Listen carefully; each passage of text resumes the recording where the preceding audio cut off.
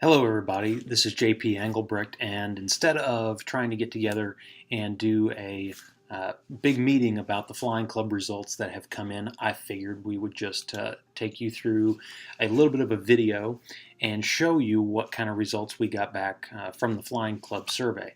We had about 34 people sign up and do the survey, so we really appreciate your participation, giving your thoughts on the Evansville Flying Club. So. Without any further ado, let's get into it. This is kind of a cross-section of who filled out the survey. As I said, there's 34 people who filled it out.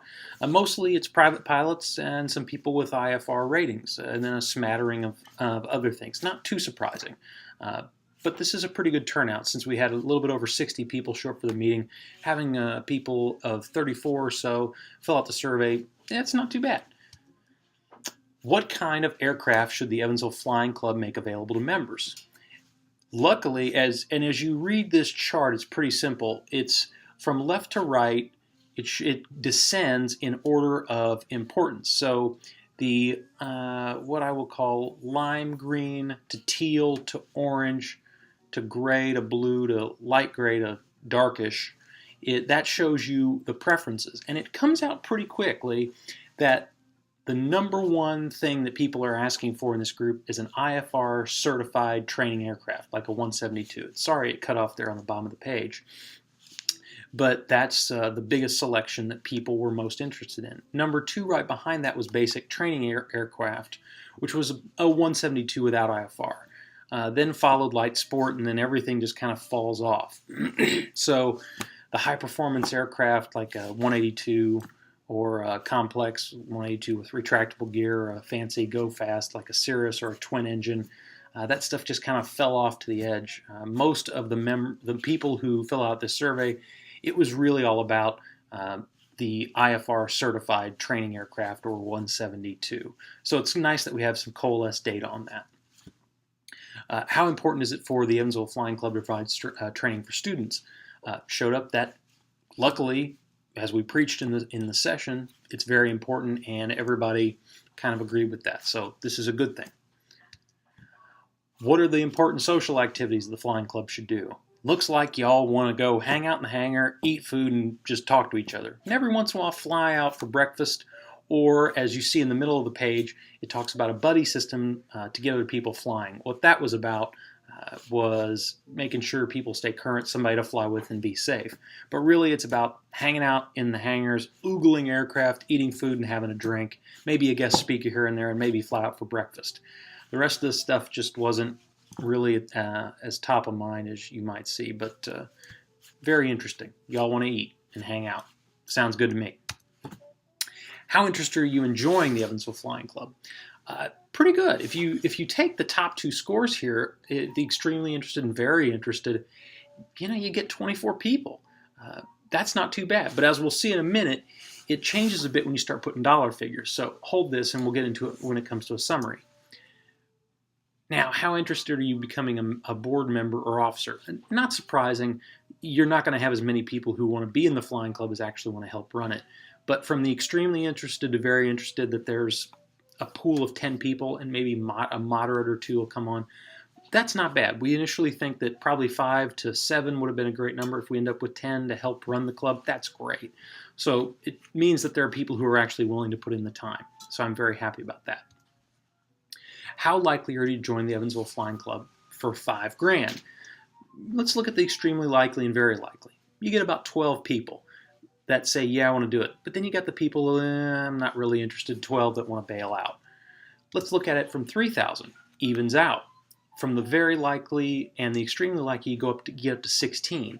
Now, that doesn't include, if you look back a few slides, to the 24 people who were very or extremely likely interested to join. When you throw some money at it, it takes it down a little bit. But this is still very positive, because if you can get 16 and maybe cheat it up to 20 people, you're talking you can get 2 aircraft going. So it's pretty interesting. So here's the summary of the data. The group is really drawn to IFR training aircraft, like a 172 with IFR. 24 pilots are extremely or very interested in the flying club. 16 pilots are extremely or very likely to join if 3,000 is the buy-in.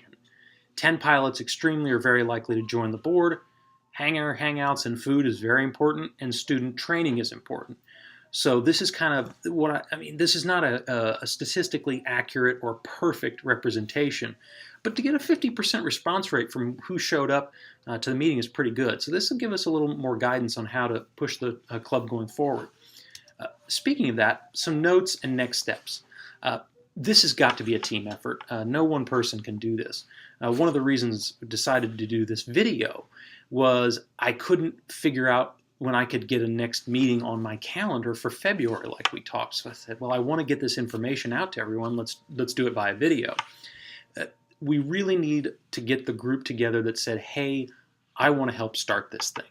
So instead of having a meeting in February, I'm proposing that we get the small group together to chart the future of the organization.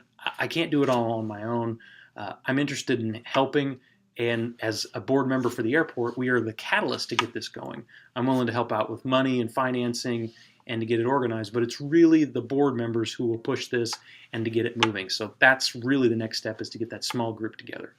Once that small group meets, I suspect then it's time to set up another large gathering to kind of go through maybe next steps and what the small group thinks. And maybe that can happen in the month of March. February, I just couldn't get it done. So my apologies on that. And speaking of people, here are the people that have told me explicitly they want to help get the flying club started. This is a pretty good list. I mean, we have 2, 4, 6, 8 people on here. If you want to add your name to this list, or you want me to take your name off this list, or you're just absolutely embarrassed that I put your name up here, even though you gave it to me, if you got questions or you want to be on the list, there's my email address, jp@southcentralcommunications.net. Please get in touch with me, and I will facilitate this first group getting together, and we'll figure out when time can get together and go forward. Still, we believe, based on what you're saying, that this is very doable. We get a 172 or a couple of them, you get 20 pilots flying, maybe a $3,000 buy-in. We still believe we can get the monthly dues to $90 or maybe even a little less, and that we can, if we fly each airplane 300 hours a year, that we can get the cost to a wet cost of around $95 per airplane if it's a 172. This is very doable if these folks and a few others are willing to put in the time to get it rallied around. And I'm happy to help and do whatever I can. So fly safe, and thank you for the time. Again, get in touch if you have any questions. Take care.